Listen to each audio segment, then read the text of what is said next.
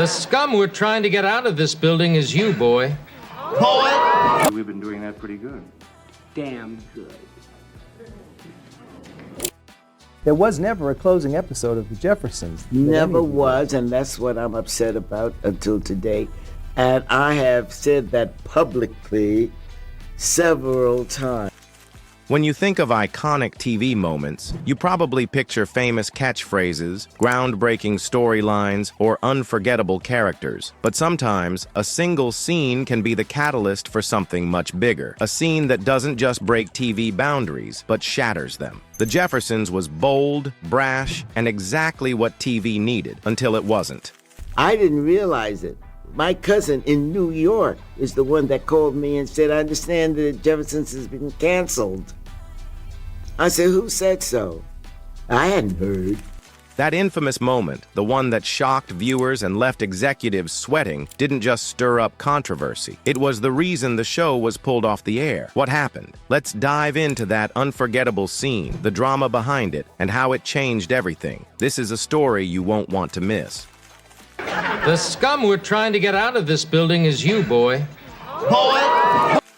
Back in the day, the Jeffersons hit TV screens and turned everything upside down. This wasn't just another sitcom. It came through with bold energy, shaking up the norm and putting race front and center in a way most shows weren't brave enough to touch. Sure, progress was happening, but the road to true equality was still bumpy, and tensions were high. A lot of TV at the time either completely sidestepped the tough stuff or barely scratched the surface. But the Jeffersons wasn't here to play it safe.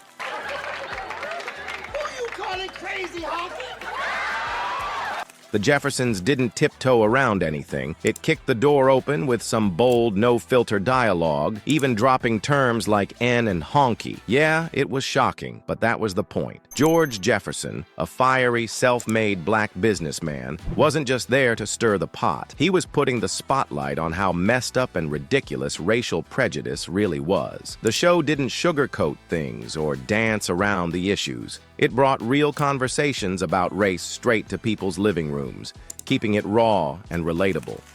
The only one. How would you like it if I called? The Jeffersons wasn't just about a black family moving on up, it was a major statement. A black family moving into a mostly white, upscale neighborhood?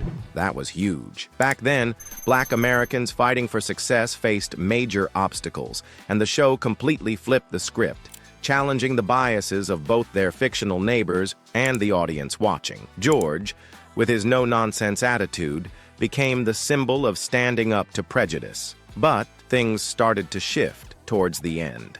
In the early days, they leaned hard into words like honky and other slurs, using them to highlight the racial tension of the time. Don't call me honky!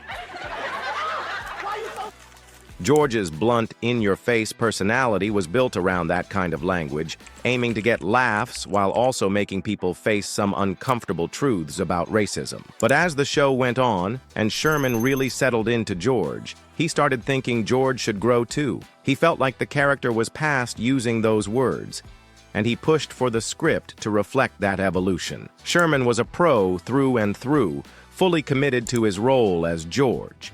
So when he started messing up his lines, it wasn't because he forgot them or was nervous. It was intentional. Word on the street is that he was using it as a way to show his disapproval of the show still leaning on racial slurs. It was his quiet way of saying, I'm not cool with this anymore. When Sherman's requests for change got ignored, he decided to take matters into his own hands. Instead of just accepting the use of those offensive words, he started sabotaging them on set. Word on the street is, he'd either mess up his lines on purpose or mumble the slurs so quietly that the mics couldn't catch them. This forced the crew to redo scenes over and over, causing major delays and frustration. Sherman's message was clear. If they wouldn't listen, he was going to make it as hard as possible to keep using that language. His persistence paid off in the end. Those constant delays from his little acts of rebellion forced the writers to rethink their approach. Slowly but surely, the offensive words started disappearing from the script, letting George and the show evolve. Sherman didn't just care about his role, he got how powerful TV could be in shaping culture. By standing his ground, He helped the Jeffersons level up, tackling big issues without relying on language that divided. Now, speaking Sherman's character, George. Who you calling crazy, honky? So, like I said before, the Jeffersons was a game changer when it came to showing black success, especially with George and Wheezy moving on up. But not everyone was a fan of how George was portrayed.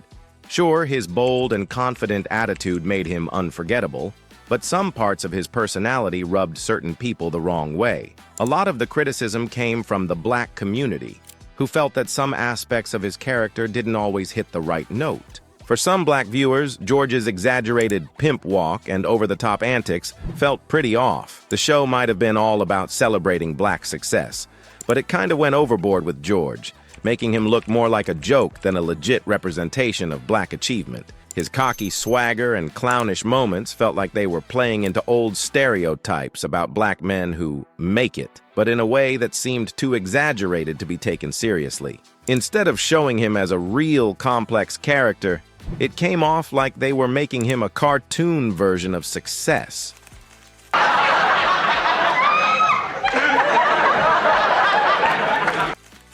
The show's creators knew exactly what they were doing. They were pushing boundaries, especially with white viewers who weren't always down with what they were showing. George Jefferson was basically a flip side of Archie Bunker from All in the Family. You're a pip, you know that, Edith? You're a regular Edna St. Louis Malay. Both of them were loud, brash, and loved to stir the pot, using humor to get away with it. The twist, though, was in how George was presented to the audience. Unlike Archie, who was played as a bigoted fool, George was crafted with a different spin to make us think twice about those stereotypes. All you gotta do is give her freedom, a swinging apartment, and all the money she can spend. While Archie Bunker's bigotry was clearly meant to show the ugly side of white working-class America, basically calling out how messed up his views were, George Jefferson wasn't set up to be a straight-up critique of black America. The writers made George loud, in your face, and sometimes kind of a joke, which actually softened his whole rags to riches story. On one hand, his success was a big win for black viewers, but on the other, it was a version of success that white audiences could laugh at without feeling threatened. Making George a bit of a clown helped make his accomplishments feel less challenging to the way things were, keeping everything comfortably in the status quo. Basically, George's over-the-top antics acted like a buffer to make his success feel less threatening. If he was a bit of a goofball, then his success, while impressive, didn't mess with the deeply rooted racial hierarchy. White viewers could enjoy watching a black family make it big without feeling like it would challenge their own privilege. George's constant drama with his wife, his cocky attitude, and his whole too much persona made sure that, even though he was successful, he wasn't really seen as equal. His achievements were framed in a way that kept him, in some people's eyes, stuck in second-tier status, no matter how rich or successful he got. This whole approach was basically a reflection of the racial tension in America at the time. The Jeffersons couldn't totally escape the fact that, in the 70s, a lot of people still had a hard time seeing black folks as equals to white people in all areas of life. The show's creators knew they had to be careful, especially with white viewers who might have freaked out over a black man being unapologetically successful. By making George a little extra, the show kinda eased the idea of racial progress, making it more digestible for people who weren't ready to deal with the full depth of racial equality. What do you say to that, Helen? I believe. The Jeffersons was breaking all kinds of boundaries, and one of the biggest moments was bringing Tom and Helen Willis onto the screen, the first interracial couple to be featured regularly on TV. At a time when interracial marriage was still a hot-button issue, the show wasn't just pushing buttons, it was making a statement. The Willises weren't just a couple. They were a sign of real progress in an era that still had a lot of catching up to do. Tom, a white guy, and Helen, a black woman, weren't just background noise on the Jeffersons. Their relationship was front and center. Their dynamic with the Jefferson family wasn't just for laughs. It sparked real conversations about race, class, and prejudice. The Willises weren't just a couple. They were challenging the outdated idea that interracial relationships were a no-go. In a time when racism was still a huge issue and many people had never even seen an interracial couple living together, their story on a primetime sitcom was a major step in the right direction. What happened to that 6-week-old stuff you used to give me? Oh, I threw that garbage out. Nothing but the best. Even though their relationship was groundbreaking, not everyone was on board. Some viewers couldn't handle the idea of an interracial couple on TV, which reflected how a lot of people felt in real life about those kinds of relationships. For anyone against interracial marriage, seeing Tom and Helen on screen must have been uncomfortable. Their moments together, whether light and funny or deep and thought-provoking, forced viewers to face their own biases and rethink their old-school views on race. Even with the hate, helped normalize interracial couples in the spotlight, showing people that love really can break any barrier. Their on-screen love story wasn't just a mirror of the changing world, it helped spark even more change. It proved that interracial couples could be just as loving, funny, and real as anyone else. The way the Jeffersons handled Tom and Helen's relationship wasn't perfect. It still leaned on some stereotypes and used humor to make things less awkward for the audience. But the fact that they were main characters, not just background fillers, sent a huge message. Love doesn't need to fit into society's old boxes, and we can challenge the way things have always been. In the mid-70s, Norman Lear was basically running the TV game. His shows like All in the Family, For lunch. Maude, Mother, you're not upset because Chris and I are staying here. I'm not. Good Times, Oscar, this is my husband, James. Hello. and Sanford and Son, Did you go to school or take a correspondence course? weren't just raking in views. They were also stirring up serious conversation for tackling topics no one else was brave enough to touch. Think race, gender, class, and politics.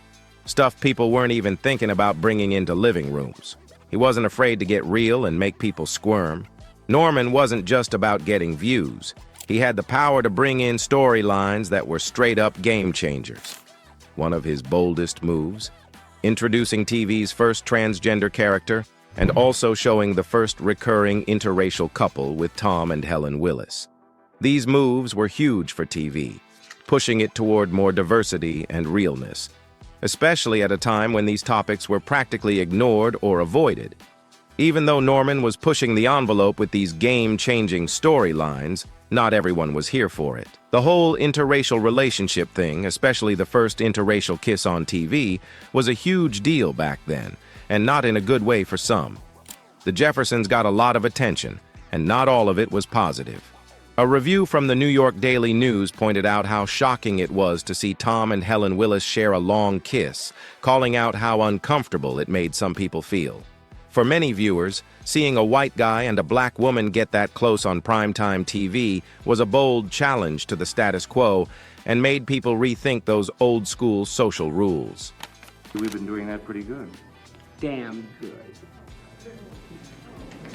Network execs were seriously sweating over the potential drama that could come from showing an interracial kiss. They were worried it'd spark violence or, even worse, make stations pull the show altogether. Back then, TV was the go-to way to get info to the masses, so the bigwigs were super sensitive to anything that might ruffle feathers, mess with ad dollars, or turn viewers off. Their fear reflected the deep-seated racial tension still running strong, especially in the South, where interracial relationships were a major no-go for a lot of people. Even with all that pressure, the producers of The Jeffersons, led by Fred Silverman, weren't backing down. Silverman, who later became the network's president, was all in on keeping that interracial kiss. He argued it was key to the show's message about racial equality and inclusion. His push to keep the scene wasn't just a win for the show, but a game changer for TV as a whole. In the end, Silverman's persistence paid off, and that scene stayed in the show,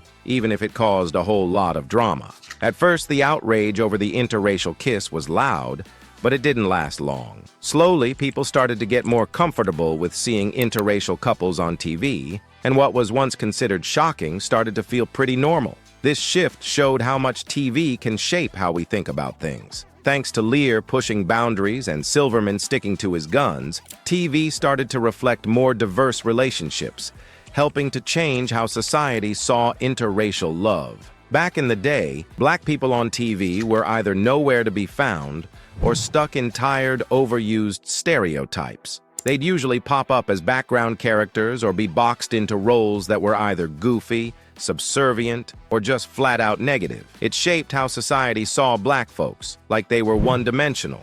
Positive, layered portrayals? Forget it. But then came the 70s, and things started to shift. Enter Good Times, a show that finally tried to keep it real about black life, though not everyone was sold on it. There'll always be haters. Gene! A gorgeous hunk of woman here. Good Times broke new ground. It was all about the Evans family, trying to get by in a Chicago housing project. The show finally put the everyday struggles of a black family front and center, giving an audience to stories that had been ignored for way too long. But not everyone was hyped about how their lives were being represented. Some black viewers, especially the Black Panther Party, felt like it wasn't showing the full picture. They even had a sit-down with the show's creator, Norman Lear, to voice their frustrations. The Panthers' problem with Good Times? They felt like it leaned too hard into showing black people as broke and struggling. The dad, James Evans, was always juggling jobs to keep the lights on, and the family's wardrobe and situations screamed financial hardship. Sure, that was the reality for many, but it wasn't the reality for all. The Panthers wanted to see more, stories about black success and upward momentum, not just survival. They believed the show locked black people into this endless loop of struggle on screen, which didn't do justice to their achievements. Lear took the critique seriously and used it to shape his next big thing. That's how we got the Jeffersons, a show that flipped the script. This time, the story centered on George and Wheezy Jefferson, a couple who worked their way up from humble beginnings to owning a chain of dry cleaners and living the high life in a Manhattan apartment. It was a major glow-up compared to Good Times. The Jeffersons weren't just making it, they were thriving. The show was a bold move to highlight that black people weren't defined by poverty and could crush it just like anyone else. While Good Times highlighted the grind and the struggles of many black families, the Jeffersons shifted the focus to ambition and achievement. Together, these shows sparked a much-needed conversation about representation, diversity, and the kinds of stories that deserved airtime. They both played a part in changing how black life was portrayed on TV, giving audiences a more well-rounded view. There was never a closing episode of The Jeffersons. Never was, and that's what I'm upset about until today. And I have said that publicly several times. Even though the show was killing it in the ratings, CBS treated it like it was on the verge of crashing and burning. According to BET, it was groundbreaking. Only the second sitcom with a mostly black cast to make it to the top 5 on the Nielsen ratings.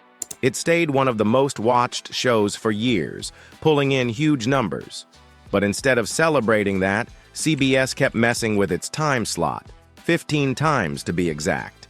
Usually, if a show is doing well, it gets a set time slot, so fans know when to tune in. But the Jeffersons? Nope. CBS kept switching it up, making viewers adjust every time. Talk about bad management. The constant time slot changes weren't just a pain for fans. They also made it seem like CBS wasn't all in on the show. Every time it got moved, viewers had to play detective to track it down, which probably messed with its ratings and kept the show from really locking in a solid fan base. Meanwhile, other hit shows at the time were given a steady spot, letting them grow their audience without all the hassle. Not the Jeffersons, though. It got tossed around like it was a show on the verge of cancellation. That they called us in April, like in the middle of hiatus, and to say that we were canceled. When they got the axe, the cast got hit with another gut punch. Instead of a heads up from CBS, they found out through news reports or by friends calling to check in. Talk about a slap in the face. After a decade of solid success, they deserved better. And it wasn't just the cast who got shortchanged. Fans never got a proper send-off either. No big finale, no closure. Just a random end with no respect for what they'd built. I didn't realize it. My cousin in New York is the one that called me and said, I understand the Jeffersons has been canceled. I said, who said so? I hadn't heard, but... The way the Jeffersons was canceled, no proper finale, no closure, was a total 180 from how other hit shows wrapped up. Shows like MASH and Cheers got to have a grand exit with finales that gave fans a sense of closure and honored the characters. While we can't say for sure that race was a factor, it's hard to ignore. The show broke ground by showing a black family winning big, something TV rarely did at the time. The way it was disrespected at the end, no proper finale, no real goodbye, just feels like a sign of the racial tensions still hanging over Hollywood. It shows how racism can still creep into the entertainment world. Shows with black casts don't always get the same support as ones with mostly white actors, even when they're major hits. The show was doing great both in ratings and reviews, but the network still treated it like it wasn't a big deal. Whether it's all about race or a mix of things, it's pretty clear that race had a huge impact on how the show was handled. Another drama around the show is the origin of the show itself. In 1977, things got messy for the Jeffersons and the whole TV industry when screenwriter Eric Monty sued Norman Lear and his partner Bud Yorkin. Monty claimed they took his idea for the show, the one about a black family making it big, and didn't give him credit or pay him properly. According to him, he pitched the concept, but was totally left out when it came time to actually make the show. This lawsuit wasn't just about the money, though. It highlighted how messed up the power dynamics were in Hollywood, especially for creators from marginalized groups. Monty eventually got $1 million in a settlement, but things didn't get better for him. He says he was blacklisted after that, which meant he couldn't find work anywhere. It wasn't the first time someone had been shut out for challenging the system, but it still showed how the industry worked behind the scenes. Monty's battle brought a spotlight on how writers, especially ones of color, were often pushed aside for bigger names like the producers and showrunners. Even someone like Lear, who had made a name for himself with All in the Family and Good Times, got caught up in this drama, which made things even more complicated. It also showed how creators of color often weren't given the credit they deserved for their ideas, even when their work ended up being huge. The lawsuit didn't just raise questions about fairness, it also made people think about how the entertainment world balances creativity and business. Monty was a big part of shaping the Jeffersons, but once the show blew up, the producers took the credit and the cash, leaving him out in the cold. Even though he got some money from the settlement, it didn't fix the bigger problem of who owns the ideas and who gets to benefit from them.